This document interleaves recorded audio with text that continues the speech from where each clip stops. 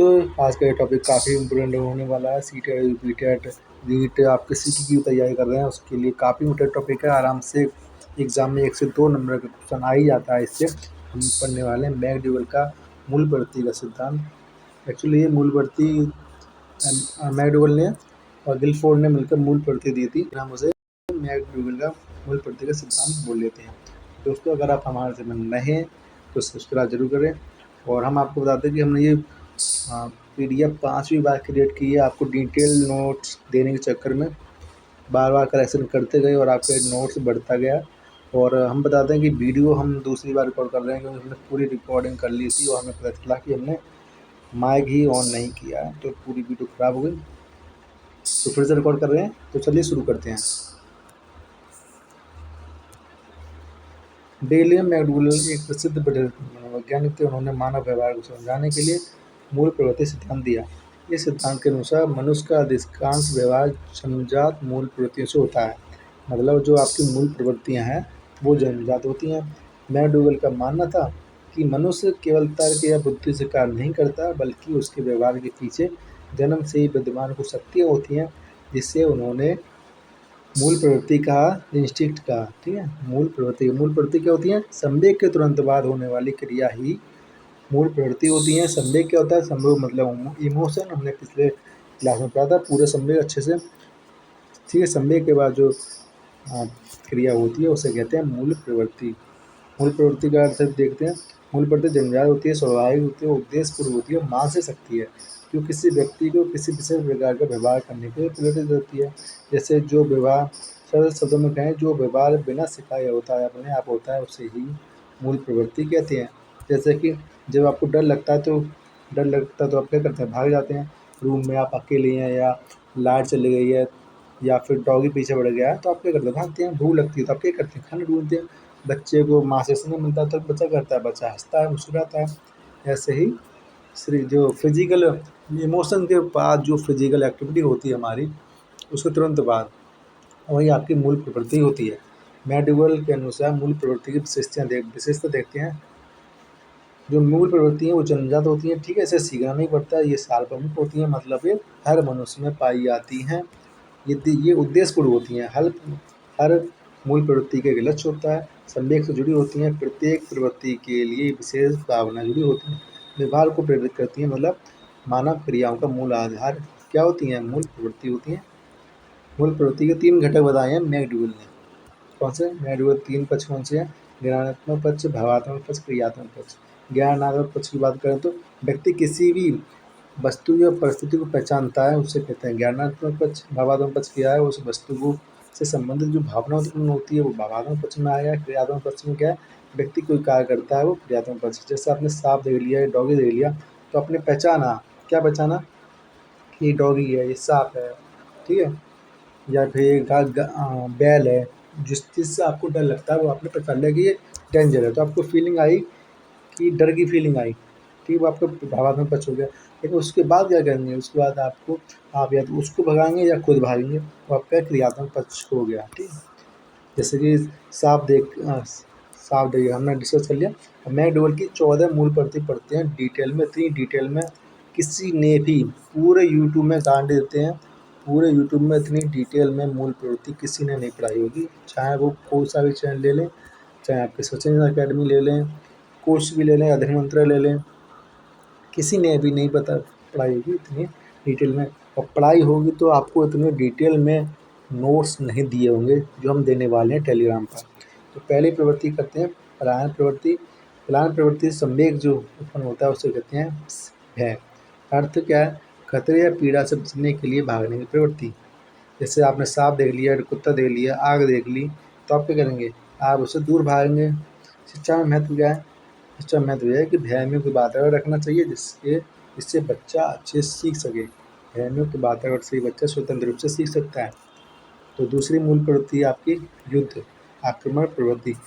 ये आपका सीटेट में कठिन शब्द बनाकर लिखा हुआ आता है, युयुत्सा। ठीक है, इसी के जगह पर क्या लिखा हुआ है? युयुत्सा। युयुत्सा मतलब युद्ध करने की प्रवृत्ति। समय कौन सा प्रकट होता है? क्रोध। क्रोध के बाद आपकी युद्ध प्रवृत्ति चालू होती है। इसका अर्थ क्या है, विरोध करने पर संघर्ष करना। जैसे आपने किसी बच्चे का खिलौना छीन लिया तो वो क्या करेगा करेगा लड़ेगा लड़ेगा आपसे, हाथ पे चलेगा उल्टे सीधे। शिक्षा में महत्व क्या है, ऊर्जा को खेल व सकारात्मक गतिविधियों में लगाना चाहिए। देखिए बच्चों, अगर आपको लगता है कि आपका बच्चा ज़्यादा ऊर्जावान है, ज़्यादा ऊट-पटांग हरकतें करने लगता है, तो उसकी ऊर्जा को सही जगह इस्तेमाल करने की कोशिश करें। जिज्ञासा प्रवृत्ति, इसके पीछे संवेग क्या होता है, आचर। आप बच्चे नई चीज़ें देखकर उन्हें जानने की इच्छा रखते हैं, वही आपका जिज्ञासा प्रवृत्ति है। उदाहरण देखें, जैसे प्रश्न पूछना, प्रयोग करना। आपने कुछ नई चीज़ देख ली आपने कुछ नई चीज़ देख ली है बच्चों ने, तो उसके प्रति प्रश्न पूछेंगे, या फिर आपने उसको कोई खिलौना दे दिया तो बच्चा क्या करेगा, उसके साथ प्रयोग करेगा, पूरा खिलौना ही खोल डालेगा, देखता है कि उसके अंदर क्या है। वो उसके अंदर जिज्ञासा प्रवृत्ति होती है। शिक्षा महत्व क्या है, शिक्षा महत्व ये है कि सीखने का मेन आधार, मेन बेस तो यही है ना, जिज्ञासा। जब तक किसी के अंदर सीखने की जिज्ञासा नहीं है तब तक आप उसे नहीं सिखा सकते। जो चौथी प्रवृत्ति है आपकी घृणा प्रवृत्ति, संवेग। इसके पीछे संवेग कौन सा होता है, घृणा। अप्रिय वस्तु से दूर रहने की प्रवृत्ति आपकी निवृत्ति प्रवृत्ति होती है। जैसे गंदी वस्तुएं देखकर मुंह बनाना। जैसे क्लास में किसी बच्चे को छींक आ गई और इतनी तगड़ी छींक आ गई कि उसने हाथ लगाया अपने नाक से, और सारे की सारी गंदगी जो नोज है उसने हाथ में आ गई। और दूसरे बच्चे क्या करेंगे, दूसरे बच्चे उस बच्चे को देखकर घृणा प्रवृत्ति उनके अंदर आएगी और बच्चे उससे दूर दूर भागेंगे। इससे फ़ायदा क्या है, शुचिता की आदत विकसित होती है। ठीक है, बच्चे अब क्या करेंगे, बच्चे अब स्वच्छता से रहेंगे, रूमाल रखेंगे। आत्मगौरव की प्रवृत्ति की बात करते हैं अब। इसमें इसके पीछे संवेग क्या होता है, गर्व। अर्थ क्या है, स्वयं को श्रेष्ठ करने की इच्छा, वो होती है आपकी आत्मगौरव प्रवृत्ति। जैसे पुरस्कार मिलने पर खुशी आपके अंदर जो होती है, जैसे क्लास में आप टॉप कर गए, जिला में टॉप कर गए, राज्य में टॉप कर गए, और आपको सबके सम्मान में मतलब पब्लिक के समक्ष आपको सम्मानित किया जा रहा है, आपकी प्रशंसा की जा रही है, तो आपके अंदर क्या फीलिंग आएगी, वही फीलिंग आपकी होती है आत्म गौरव प्रवृत्ति। और वहीं अगर आपके छोटे छोटे प्रयासों को दबा दिया जाए, छोटे छोटे प्रयासों को गलत बताया जाए, बेकार बताया जाए, अनैतिक बताया है, तो क्या करेंगे, तो आपके अंदर आत्मविश्वास की कमी होगी। तो इससे क्या होता है, आत्मगौरव प्रवृत्ति को अगर हम आपने बढ़ावा दिया तो आत्मविश्वास बढ़ता है। आत्महीनता दैन्य प्रवृत्ति, संवेग, लज्जा, विनम्रता। अर्थ स्वयं को छोटा महसूस करना। उदाहरण देते हैं, गलती पर शर्मिंदा होना। ठीक है, जैसे किसी ने बच्ची ने कुछ चीज़ बिगाड़ दिया, दूध फैला दिया, कोई खिलौना तोड़ दिया। ठीक है, तो क्या करते हैं, या क्लास में किसी ने चोरी कर ली तो बच्चा महसूस करता है कि उसने जो गलती की है। ठीक है, तो बच्चे के अंदर से फीलिंग आती है, उसे शर्मिंदा होता है, वही आपकी आत्मनिंदा प्रवृत्ति है। शिक्षा में महत्व क्या है, बच्चों को सार्वजनिक जगह पर अपमानित नहीं करना चाहिए। कोई बच्चा है उसको अकेले में आप समझा सकते हैं, थोड़ा बहुत डांट सकते हैं, मार तो बिल्कुल नहीं सकते। ठीक है, लेकिन पब्लिकली आपको उसको ना डांटना है, ना अपमानित तो बिल्कुल भी नहीं करना है। उसके अंदर फिर आत्मविश्वास की कमी होएगी, हीन भावना आएगी उसके अंदर। मातृत्व प्रवृत्ति, पितृत्व प्रवृत्ति, संदेह क्या है, स्नेह। ठीक है, अर्थ क्या है, छोटों की रक्षा करना, देखभाल करना। उदाहरण, माँ को बच्चे की देखभाल करना।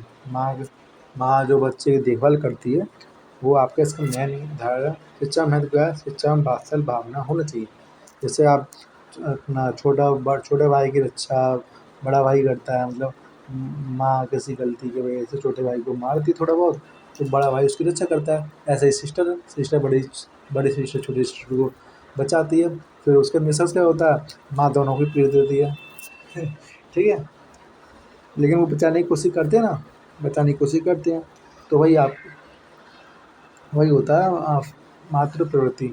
तो हर टीचर में वात्सल भाव होना चाहिए, हर टीचर में ऐसी फीलिंग होनी चाहिए। ठीक है, फिर आपका संग्रह प्रवृत्ति, इसका संवेग क्या है, स्वामित्व भावना। अर्थ क्या है, वस्तुओं को एकत्रित करने की इच्छा। संवेग प्रवृत्ति का अर्थ क्या है, वस्तुओं को एकत्रित करने की इच्छा। उदाहरण क्या, सिक्के, किताबें जमा करना। कुछ बच्चे किताबें इकट्ठे करते हैं, रबड़ पेंसिल इकट्ठे करते हैं, कटर इकट्ठे करते हैं। ठीक है, तो उनमें क्या होती है, उनमें संग्रह प्रवृत्ति होती है। शिक्षा में महत्व क्या, पुस्तक व ज्ञान संग्रह की आदत विकसित करना। अब वो ऐसे ऐसे ये थिंग्स वस्तुएं इकट्ठी करते हैं, ऐसे ही आप उनमें आदत विकसित कर सकते हैं कि वो पुस्तकें कलेक्ट करें या नई नई पुस्तकें पढ़कर अपने ज्ञान में वृद्धि करें, ज्ञान, ठीक है। तो आप उस इस प्रवृत्ति को उसमें ढाल सकते हैं। भोजन खोज प्रवृत्ति ये कब होती है, जब आपका संवेग होता है भूख वाला। अर्थ क्या है, भोजन प्राप्त करने की प्राकृतिक इच्छा को भोजन खोज प्रवृत्ति कहते हैं। जैसे भूख लगने पर भोजन खोजते हैं वही। शिक्षा महत्व क्या है, भूखा बच्चा पढ़ाई में ध्यान नहीं लगा पाता है, ठीक है। भूखा बच्चा पढ़ाई में ध्यान नहीं लगा पाता है, इसलिए आपको जरूरी है कि बच्चा भूखा ना हो। और भूखा होना जरूरी नहीं है, उसको उचित पोषक तत्व वाला भोजन मिलना चाहिए उचित विकास के लिए, ठीक है। लेकिन किसी किसी बच्चे को भोजन भी नहीं मिल पाता है, इस अवस्था में वो सही से पढ़ाई थोड़ा ना कर पाएगा। इसलिए सरकार मिड डे मील जैसी योजना चलाती है स्कूलों में, ताकि वो अच्छे से पढ़ाई कर सके। 10वां है आपकी लैंगिक प्रवृत्ति। संवेग क्या है, काम भावना। अर्थ है तो विपरीत लिंग के प्रति जो आकर्षण होता है हमारा किशोरावस्था में, वो आपका लैंगिक प्रवृत्ति के अंतर्गत आता है। लिखा है आपका उदाहरण, किशोरावस्था में आकर्षण लड़के लड़कियों के प्रति या लड़कियां लड़कों के प्रति जो आकर्षण फील करती हैं किशोरावस्था में, वही आपका लैंगिक प्रवृत्ति होती है। शिक्षा महत्व क्या है, उचित नैतिक व स्वास्थ्य शिक्षा आवश्यक है। इसलिए आपको उचित और नैतिक स्वास्थ्य शिक्षा देनी चाहिए, आपको सेक्स एजुकेशन भी देनी चाहिए, मैं तो यही कहूँगा। ताकि ताकि वो किशोरावस्था में बच्चे समझदार हों और अच्छी सही गलत की समझ विकसित हो सके। 11वां देखते हैं समूह प्रवृत्ति। संवेग, साथ रहने की इच्छा, ठीक है। अर्थ क्या है, समाज में रहने की प्रवृत्ति आपको समूह प्रवृत्ति कहती है। उदाहरण, मित्र बनाना, समूह में खेलना।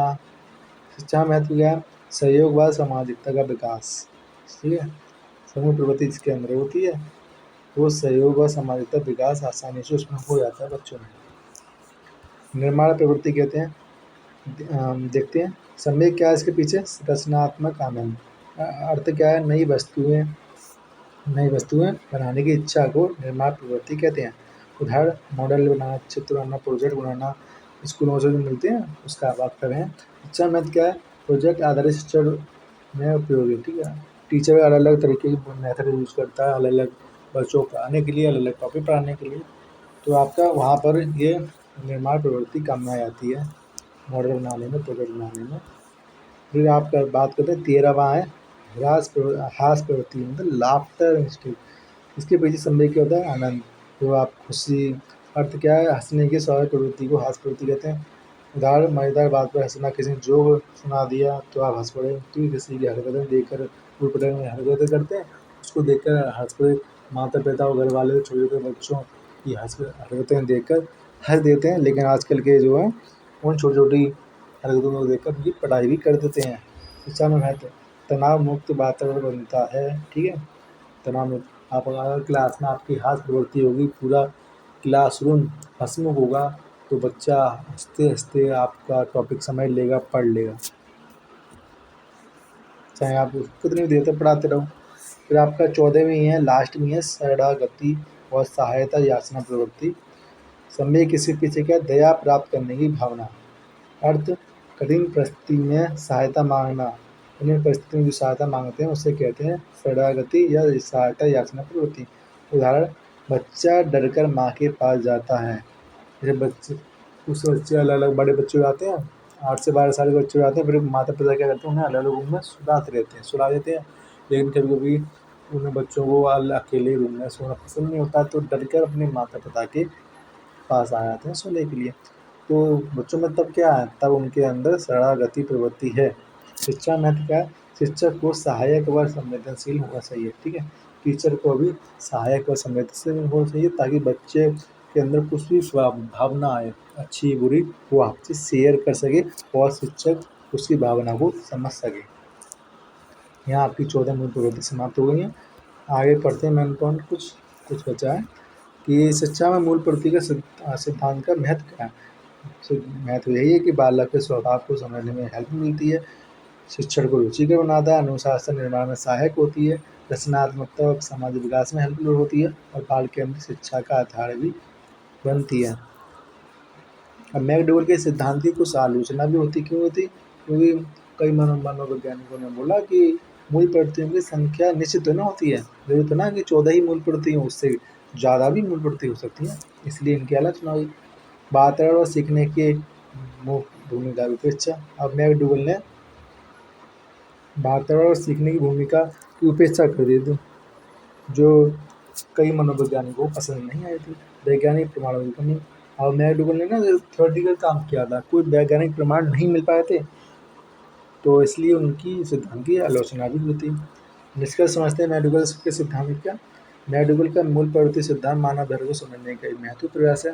यद्यपि इसमें कुछ सीमाएं हैं, फिर भी शिक्षा के क्षेत्र में सिद्धांत बालक की रुचि, भावना और व्यवहार को समझने में अत्यंत उपयोगी है।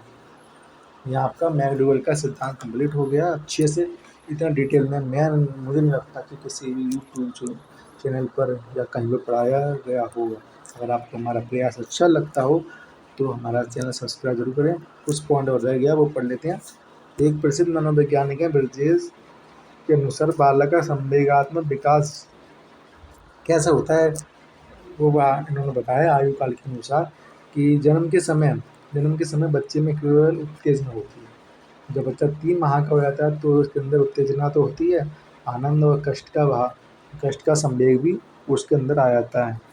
6 माह का जो होता है बच्चा, उत्तेजना होता है, आनंद भी होता है, प्रेम भी होता है, भय, घृणा, क्रोध, ये सारे इसके अंदर इमोशन आ जाते हैं बच्चे के अंदर। 18 माह का जो बालक होता है, 1.5 साल का, इसके अंदर उत्तेजना, आनंद, कष्ट, भय, घृणा, क्रोध, प्रेम, उल्लास, ईर्ष्या, ये सारी फीलिंग वो करने लगता है, ये सारे इमोशन वो दिखाने लगता है।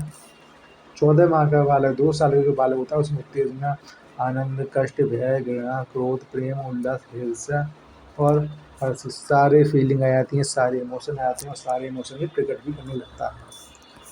तो कुछ परीक्षा उपयोगी पॉइंट हमने अलग से लिख रखे हैं। जैसे मैकडूगल के अनुसार मानव व्यवहार की आधार मूल प्रवृत्तियाँ हैं। प्रत्येक मूल प्रवृत्ति के विशिष्ट संदेश जुड़ा होता है, ठीक है, और जिज्ञासा प्रवृत्ति सीखने का मूल आधार है। तो यहीं पर आपका टॉपिक से समाप्त होता है। ये काफ़ी डिटेल में हमने बनाए नोट्स। अगर आपको हमारे प्रयास अच्छा लगा तो सब्सक्राइब जरूर करें, हमें आपके सब्सक्राइबर की बहुत ज़रूरत है। और ऐसे ही अगर आपको लगता है कि हम ऐसे ही आपके लिए वीडियो लाते रहें तो हमें आपके साथ की ज़रूरत पड़ेगी। टेलीग्राम पीडीएफ जो आपकी पीडीएफ जो आपकी टेलीग्राम चैनल पर मिल जाएगी, वहाँ से ले लें। तो मिलते हैं अगली वीडियो में, तब तक के लिए नमस्कार।